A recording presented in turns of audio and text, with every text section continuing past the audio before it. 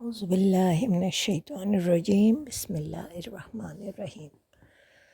الرحمن جل شانہ صلی اللہ علیہ وآلہ وسلم۔ السلام علیکم ورحمۃ اللہ وبرکاتہ۔ آج ہم سورہ بقرہ کا آغاز سمجھ لیں کہ کریں گے، لیکن چھوٹی سی ایک بات اس سے پہلے حروف مقطعات کے حوالے سے۔ حروف مقطعات کو چونکہ نبی پاک صلی اللہ علیہ وآلہ وسلم نے ہمیں ڈیفائن کر کے پرسنلی نہیں بتایا، تو ہمیں بھی چاہیے کہ ہم ان چیزوں کو نہ کرے دیں، ان چیزوں کے پیچھے نہ پڑیں جو کہ ڈیفائن نہیں ہے، بلکہ ہماری کوشش یہ ہونی چاہیے کہ قرآن پاک کے سب سے پہلی کوشش ایک مومن، ایک مسلمان کی یہ ہونی چاہیے کہ جو قرآن پاک میں احکامات ہیں ان کو مانیں، کلیئر ڈوز اینڈ ڈونٹس ہیں، ان کو ہم مانیں، ان پر عمل کریں، اور اس میں تو کسی شک کی گنجائش نہیں ہے، بجائے کہ ہم ایسی چیزوں کے پیچھے پڑ کے اپنا وقت ضائع کریں جو نبی پاک صلی اللہ علیہ وسلم نے خود ہی نہیں بتائیں۔ نبی پاک صلی اللہ علیہ وسلم کو بتایا گیا تھا اس کے بارے میں، لیکن انہوں نے ہمیں نہیں بتایا، تو اس میں ضرور کوئی نہ کوئی مصلحت ہوگی۔ ہاں، یہ ضرور کہا جاتا ہے بزرگان دین کے حوالے سے کہ یہ جو ہیں اللہ پاک کے کوڈ ہیں، جس طرح ہم کسی لاکر کا کوڈ ہوتا ہے، ہمارے موبائل کے آج کل کوڈز ہیں، ہمارے کافی ہمارا موبائل نہیں کھلتا جب تک ایک خاص قسم کا کوڈ ہم نہ لگا لیں۔ تو اللہ کے فرشتوں کے جب وحی آتی تھی، یا اللہ پاک جب پیغمبروں پہ کوئی خاص قسم کی اس قسم کے احکامات نازل فرماتے تھے، تو ان کوڈ سے پتہ چلتا تھا کہ ہاں یہ اللہ ہی کی طرف سے ہیں، اس میں کوئی مبالغہ نہیں ہے۔ تو اسی طرح اللہ پاک نے نبی پاک صلی اللہ علیہ وسلم، جس طرح ہم کوئی بھی ہم کہیں جاتے ہیں اور ہمیں کوئی ورڈ بتایا جاتا ہے کہ آپ فلانے بندے سے ملو، آپ اس کو یہ کہو گے تو وہ آپ کو معلومات دے گا، مطلب وہ ہمیں کوئی کوڈ ورڈز بتاتا ہے۔ تو اسی طرح اللہ پاک کے بھی یہ کوڈ ورڈز اللہ پاک کے تھے اور ہیں، ابھی بھی ایگزسٹ کرتے ہیں، لیکن بینگ گڈ مومن، گڈ مسلمان، ہمیں ہمیشہ ان چیزوں، ان احکامات پہ فوکس کرنا چاہیے جو اللہ نے ہمیں ڈائریکٹ حکم فرمائے ہیں، ہمیں اور جن سے منع فرمایا ان سے رکیں، نہ کہ ان چیزوں کے پیچھے پڑیں جو مبہم ہیں۔ ہاں، حضرت عباس رضی اللہ تعالیٰ عنہ نے اس کے بارے میں کچھ بتایا کہ انہوں نے اس کے کچھ تعویل نکال کے بتایا کہ اس کا مطلب ہے کہ اللہ ہی بہتر سمجھتے ہیں، لیکن کچھ علماء نے کہا کہ نہیں، یہ جو تعویل انہوں نے کچھ الفاظ کو جوڑ کر اور کسی کا الف لام اس طرح کر کے، تو کچھ علماء نے اس کو بھی مطلب مبہم ہی قرار دیا ہے، تو اس لیے کوئی حتمی فیصلہ، کوئی حتمی رائے اس کے بارے میں نہیں ہے، جب تک ہم مطلب ہاں اللہ کے کچھ اللہ کے پیغمبروں کو شاید اللہ پاک نے، نبی پاک صلی اللہ علیہ وسلم کو تو پتہ ہی تھا، شاید پیغمبروں کو اس کا علم تھا اور انہوں نے اس کو اپنے تصرف میں رکھا بھی ہوا ہوگا۔ کچھ اللہ کے دوست ولی اللہ، ان کو بھی اللہ پاک شاید گائیڈ کر دیتے ہیں، لیکن چونکہ یہ کوڈ ورڈز ہیں تو اللہ پاک جن کو اس کا علم یا راز عطا کر بھی دیتے ہیں تو وہ اس اللہ اور بندے کے درمیان بھی راز ہو جاتا ہے، اس لیے یہ باتیں کبھی بھی نہیں کھولی جاتی یا نہیں کسی کو بتائی جاتی، یہ قلب پہ وارد ہوتی ہیں اور قلب کے ساتھ ہی ختم ہو جاتی ہیں، تو اس لیے اس کے اوپر بہت زیادہ بحث کی یا فوکس کی یا جس کو کہیں کریدنے کی ضرورت نہیں ہے۔ تو باقی سورہ بقرہ جو ہے قرآن پاک کی سب سے بڑی آیت ہے، اس کو نبی پاک صلی اللہ علیہ وسلم نے قرآن کی چوٹی بھی قرار دیا ہے، جس طرح ہم کہتے ہیں نا پہاڑی سلسلہ ہوتا ہے تو ایک چوٹی، جیسے ماؤنٹ ایوریسٹ کو ہم دنیا کی سب سے لمبی چوٹی قرار دیتے ہیں، تو اسی طرح قرآن پاک کی جو لمبی چوٹی ہے وہ بھی نبی پاک صلی اللہ علیہ وسلم نے سورہ بقرہ کو قرار دیا ہے، اور سورہ بقرہ کا پیر بنتا ہے اس کے فوراً ہی بعد دوسری سورہ ہے سورہ آل عمران، وہ بھی الف لام میم سے اس کا آغاز ہوتا ہے اور اس کا بھی الف لام میم سے۔ تو یہ چونکہ قرآن پاک کی صورتیں جوڑوں میں ہیں، ایک صورت کا دوسرا جوڑا ہوتا ہے، تو اس کا جوڑا اس کے فوراً بعد کی صورت میں ہی ہے، اور یہ اس کو زہرتین بھی فرمایا گیا ہے نبی پاک صلی اللہ علیہ وسلم کی ان دونوں صورتوں کو، کہ یہ بے حد روشن صورتیں ہیں، کیونکہ اس میں بہت زیادہ دین پر اور دین کے معاملات پر، اور اس میں بہت زیادہ فوکس کیا گیا ہے ان لوگوں کو جو اس زمانے کے لوگ تھے، اور جس دور میں یہ قرآن پاک آیا، اور ان کو بہت مخاطب کیا گیا ہے، یہود و نصارہ اور مشرکین، اور ان کے لیے بھی اس میں جو ہے ہمارے لیے اس میں کافی سارے لیسنس ہیں۔ تو بس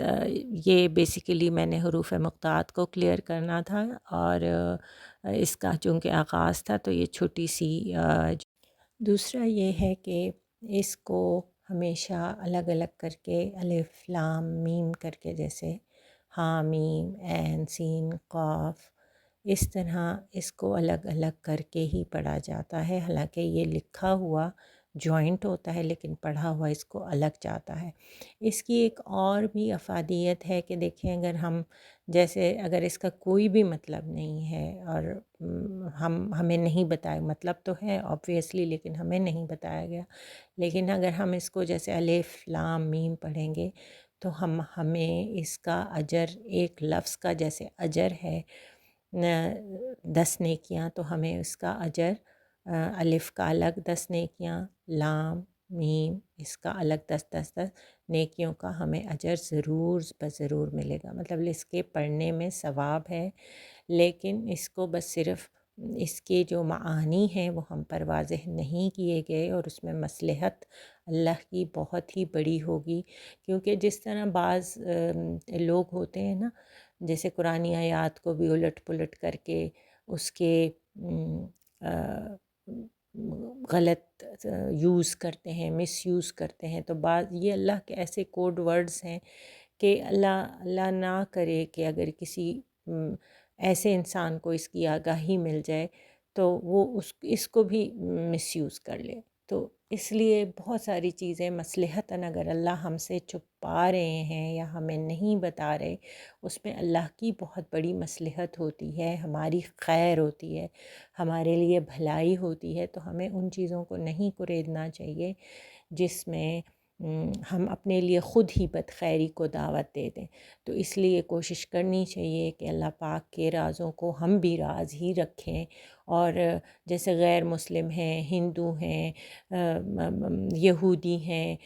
وہ ان چیزوں کے علوم کو کریدتے ہیں، وہ بہت زیادہ کریدتے ہیں، ان کو سمجھ نہیں آتی کہ وہ اس کو کرید کے اس میں سے کوئی ایسا علم نکال لیں جو کہ اس کو مطلب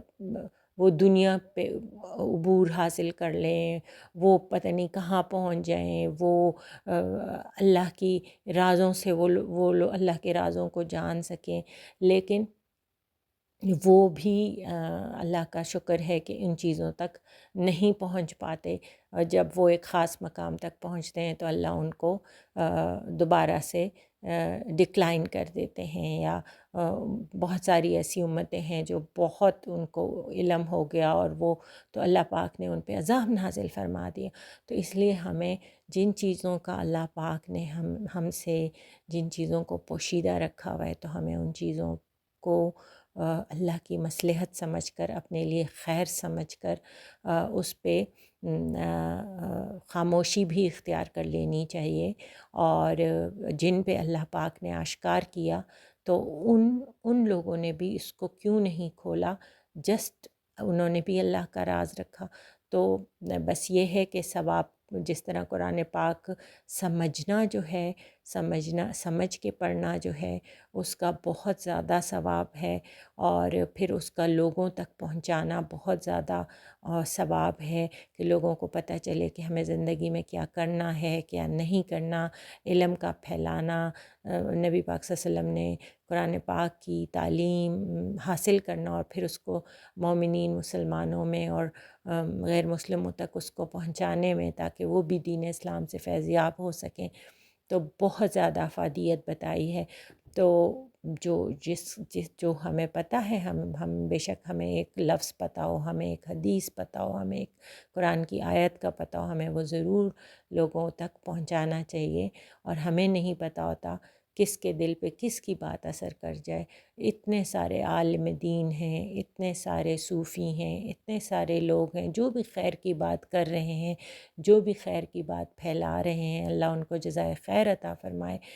کسی نہ کسی کے دل پہ کسی نہ کسی کی بات اثر کر ہی جاتی ہے، اور اللہ پاک ہمیں ان لوگوں میں شامل فرمائے کہ ہم دین کو، اللہ کے احکامات کو، نبی صلی اللہ علیہ وسلم کی سنت کو ہم آگے سے آگے پہنچائیں۔ بے شک ایک بندے کو پہنچے، دو کو پہنچے، تین کو، ہمیں اس گریڈ میں نہیں، ہمیں اپنی واہ واہ میں نہیں پڑھنا چاہیے، ہمیں اس گریڈ میں نہیں کہ نہیں ہم جب تک 1000 کا مجمع نہ ہو تو ہم نے کسی کو اپنی بات نہیں، ہمیں ایک بندہ ملتے ہیں، ہم نے اچھی بات ہے، ہم نے پھیلانی ہے، ہم نے اللہ کی بات کرنی ہے، ہم نے اپنے نبی پاک صلی اللہ علیہ وسلم کی بات کو پھیلانا ہے، اور یہی ہمارا ایم آبجیکٹیو ہونا چاہیے۔ سیلف پروجیکشن نہیں ہونی چاہیے، بلکہ اللہ کی پروجیکشن ہونی چاہیے، نبی پاک صلی اللہ علیہ وسلم کی پروجیکشن ہونی چاہیے، اللہ کے دین کی پروجیکشن ہونی چاہیے، قرآن کی پروجیکشن ہونی چاہیے، حدیث کی پروجیکشن ہونی چاہیے، اور یہ اس میں سے یقین جانیے کہ کوئی بھی چیز دوسرے سے الگ نہیں ہے، یہ سب ایک دوسرے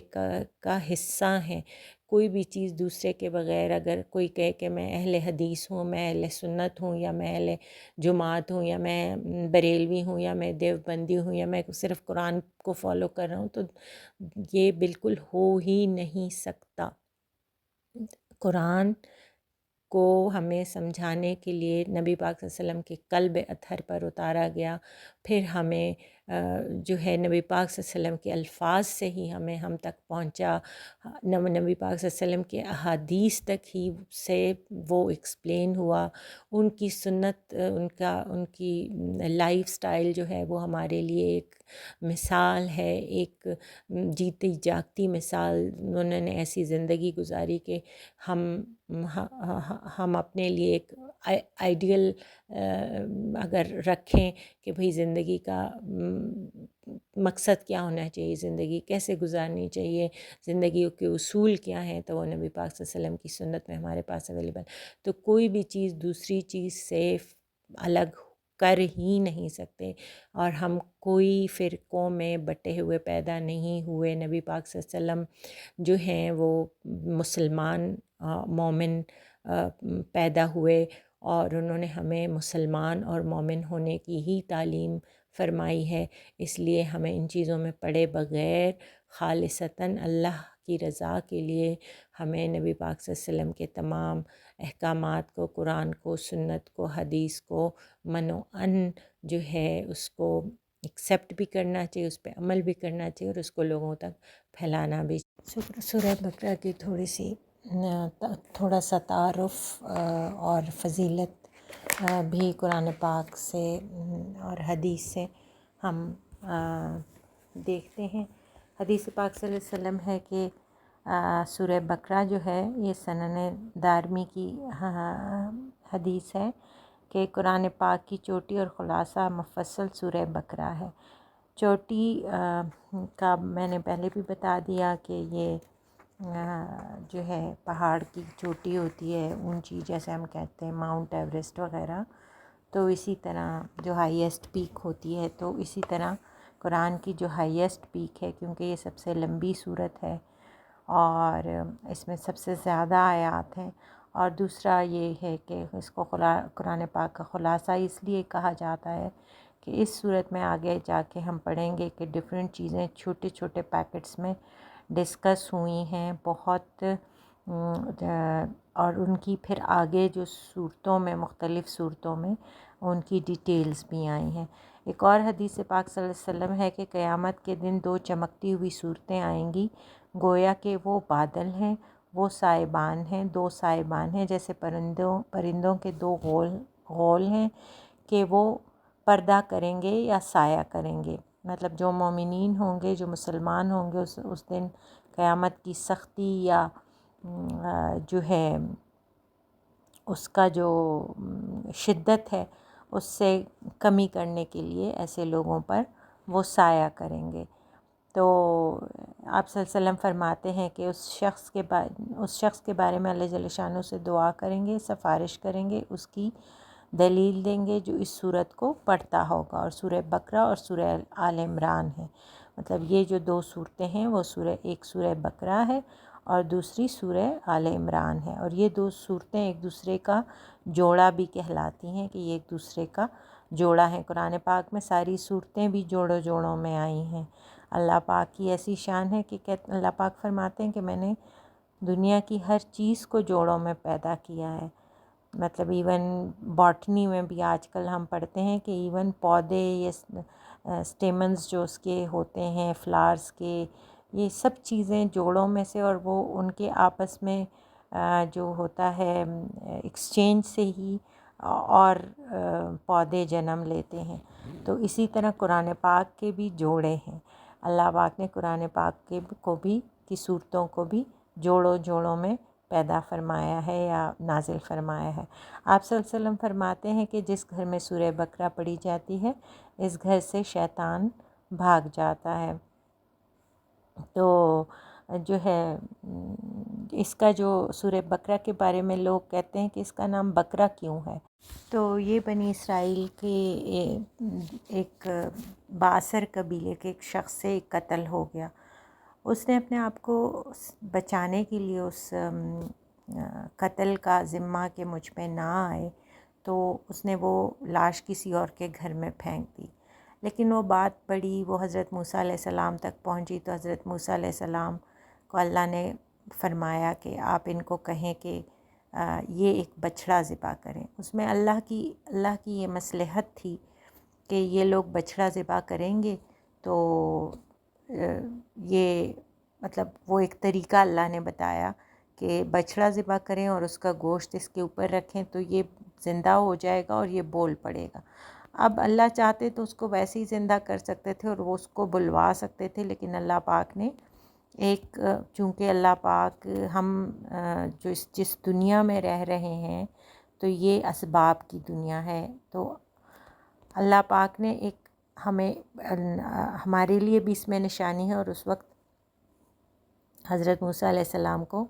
جب وہ اسباب بتایا کہ ایسے ایسے ایسے آپ کی قوم کرے تو ایسے ایسے ایسے ہو جائے گا، لیکن چونکہ وہ جو قوم تھی وہ ان کو پتہ تھا کہ یہ جو بندہ ہے یہ عیاں ہو جائے گا اور اس کا راز فاش ہو جائے گا، تو وہ جب حضرت موسیٰ علیہ السلام نے ان کو کہا کہ ایسا گائے ذبح کریں تو اس میں تعویلیں نکالنے لگے کہ گائے کیسی ہونی چاہیے، بوڑھی ہونی چاہیے، لال ہونی چاہیے، پیلی ہونی چاہیے، کتنی عمر ہونی چاہیے، مطلب ہر قسم کا انہوں نے تعویل نکالی، ہر قسم کے اس پہ اللہ پاک ان کو رپلائی کرتے تھے، پھر حضرت موسیٰ علیہ السلام کو بھیجتے تھے، پھر وہ آتے تھے، پھر اللہ پاک ان کو رپلائی کرتے تھے کہ ایسی ہو ایسی ہو ایسی ہو۔ تو مطلب سمجھیں کہ ایک مذاق انہوں نے بنا لیا اس بات کا، اور اللہ پاک کو چونکہ پتہ تھا ان کے دلوں کی، ان کی نیتوں کا حال پتہ تھا، تو اللہ پاک نے بھی مطلب ان کو بتاتے گئے اور وہ چیز وہ ڈھونڈتے رہے۔ آخر کار انہوں نے کہا کہ ایسی گائے ہو، کلر بھی بتایا، رنگ کون سا ہونا چاہیے، عمر کتنی ہونی چاہیے، یہ وہ، خیر اینڈ تک جب وہ ڈیسائیڈ ہو گیا کہ گائے ایسی ہو، انہی میں سے اس میں سے ایک آیت ہے پھر البقرہ کی آیت نمبر 70 ہے کہ ایک بندے نے لفظ یوز کیا انشاءاللہ انا انشاءاللہ لمہتدون، اور اگر اللہ نے چاہا تو ہم ہدایت پائیں گے۔ جب اس نے اس قسم کی بات اس کے منہ سے نکلی تو اس قسم کا وہ ایک بچڑا جو تھا وہ ان کو مل گیا اور اس کی قربانی ہوئی، اور اس کا گوشت اس ڈیڈ باڈی پہ رکھا گیا، تو ڈیڈ باڈی نے اپنے قاتل کا نام لے لیا۔ تو اس طرح یہ جو ہے یہ پورا قصہ سورہ بقرہ کا جو ہے یہ سورہ بقرہ میں مینشن ہے، تو جس کی وجہ سے اس کا نام، اس پوری سورت کا نام جو ہے البقرہ رکھا گیا۔ تو یہ البقرہ کا ایک تعارف بھی ہو گیا۔ الف لام میم کو بھی ہم نے ڈیفائن کر دیا۔ اب آگے جا کے جو نیکسٹ ہماری ہوگی تو وہ ہم آیات کو ایک ایک آیت کر کے ابھی ہم اس کو ڈیفائن کریں گے انشاءاللہ۔ سورہ بقرہ جو ہے یہ مدنی صورت ہے اور یہ ہجرت کے فوراً بعد نازل ہوئی، اور چونکہ یہ قرآن کی بہت بڑی صورت ہے اور اس میں زیادہ تر یہودیوں کو، بنی اسرائیل کو مخاطب کیا گیا ہے، اور اس کی وجہ یہ تھی کہ جب نبی پاک صلی اللہ علیہ وسلم نے مکہ سے مدینہ ہجرت کی تو مکہ میں تو ان کے اپنے ڈیفرنٹ قبائل سے جو مشرک تھے، جو بت پرست تھے، جو بالکل خدا کو بھولے ہوئے تھے، ان سے تھا۔ لیکن جب ہجرت کے بعد نبی پاک صلی اللہ علیہ وسلم اپنے اصحاب کے ساتھ مدینہ تشریف لائے تو وہاں ارد گرد کی بستیوں اور آبادیوں میں یہود آباد تھے، یہودی اور بنی اسرائیل آباد تھے۔ اب ان کا مسئلہ یہ تھا کہ یہ بہت علم والے لوگ تھے، ان کو اللہ پاک نے، کیونکہ انہوں نے بہت عرصے دنیا پر حکمرانی کی، ان میں بہت سارے پیغمبر مبعوث ہوئے، ان میں جو ہے بہت سارے اللہ کے جو پیغمبر نبی آئے اور صحیفے بھی آئے اور اللہ کے احکامات ہیں۔ حضرت موسیٰ علیہ السلام تو اللہ سے کلام کرتے تھے، وہ تو کلیم اللہ تھے۔ اب ان چیزوں کا، ان لوگوں کے دماغ میں یہ چیز تھی کہ ہم تو اللہ کے بہت بیلوڈ ہیں، کیونکہ ہمارے جو باپ دادا اور وہ تو سب تو پیغمبر تھے اور اللہ کے پیارے بندے تھے، تو ہم تو بس مطلب بہت ہی اللہ کے قریب ہیں، اور ہم جو کہتے ہیں تو بس وہی ہوتا ہے اور ہمارا ہی دین حق ہے اور ہم جو ہیں ہم صحیح ہیں۔ حالانکہ انہوں نے اپنے جو کتابیں ہیں اور اس میں بہت تحریف کی ہوئی تھی اور بہت زیادہ رد و بدل کی ہوئی تھی اور اپنی مرضی کی چیزیں اس میں ڈالی ہوئی تھیں۔ تو جب دین، پھر ان کو یہ بھی تھا کہ جو نبی پاک صلی اللہ علیہ وسلم ہے وہ ان کے آل یعقوب میں سے آئیں گے، وہ حضرت اسماعیل علیہ السلام کی اولاد میں سے آئے، ان کو اس پہ بھی آر ہوئی اور انہوں نے مطلب وہ جس کو کہنا ضد اور انا کا مسئلہ بنا لیا کہ جانتے بوجھتے کہ ان کے تمام کتابوں میں اس کا ذکر تھا کہ نبی پاک صلی اللہ علیہ وسلم تشریف لائیں گے اور پھر آپ لوگوں نے ان کو ماننا ہے، لیکن ان کے نہ ماننے کی ایک واحد وجہ کیا تھی کہ وہ آل یعقوب میں نہیں ہیں، وہ تو عرب میں ہیں اور عرب کو تو وہ کچھ سمجھتے ہی نہیں تھے، وہ تو ان کو جاہل اور مطلب گنوار اور مطلب ان مینرڈ لوگ سمجھتے تھے، اور وہ تو خود بڑے اپنے آپ کو سوفسٹیکیٹڈ اور با عمل اور با علم سمجھتے تھے، تو جس کی وجہ سے انہوں نے دین سے چونکہ انکار کیا، نبی صلی اللہ علیہ وسلم کے ہونے سے انکار کیا، تو جس کی وجہ سے یہ آیات بہت تواتر کے ساتھ نبی صلی اللہ علیہ وسلم کی ہجرت کے بعد مدینہ میں نازل ہوئیں، اور اس صورت میں جو ہے ٹوٹل 40 رکوع ہیں اور 286 آیتیں ہیں، اور یہ تقریباً 2.5 بلکہ 2.5 سے بھی تھوڑے سے زیادہ سپاروں پر مشتمل آیت ہے۔ عربی میں چونکہ گائے کو بکرا کہتے ہیں، اور اس صورت کے 8ویں اور 9ویں رکوع کی آیت نمبر 67 73 میں بنی اسرائیل کی ایک گائے کا واقعہ بیان کیا گیا ہے، اس کی مناسبت سے اسے سورہ البقرہ کہا جاتا ہے۔ آگے ہم انشاءاللہ اس کو ایکسپلین کریں گے، بس میں نے کہا میں سرسری سا آپ لوگوں کو بقرہ کے بارے میں ریفرنسز کے ساتھ جتنا بتا سکتی ہوں اتنا بتا دوں۔ اللہ پاک ہمیں اس پہ اچھے کاموں پہ، اچھی باتوں پہ ثابت قدمی عطا فرمائے، اور اللہ پاک اگر کوئی غلطی کوتاہی ہو گئی ہو تو اللہ پاک معاف فرمائے، اور جو میں نے جو اچھا کہا وہ اللہ کے کرم اور فضل اور عطا سے کہا، اور جو غلطی ہوئی وہ میری ظاہر ہے، میری ہی غلطی ہے، تو اللہ پاک معاف فرمائے، اور اللہ پاک ہمیں صالحین اور نیک لوگوں میں شامل فرمائے۔ آمین ثم آمین۔ صدق اللہ العلی العظیم۔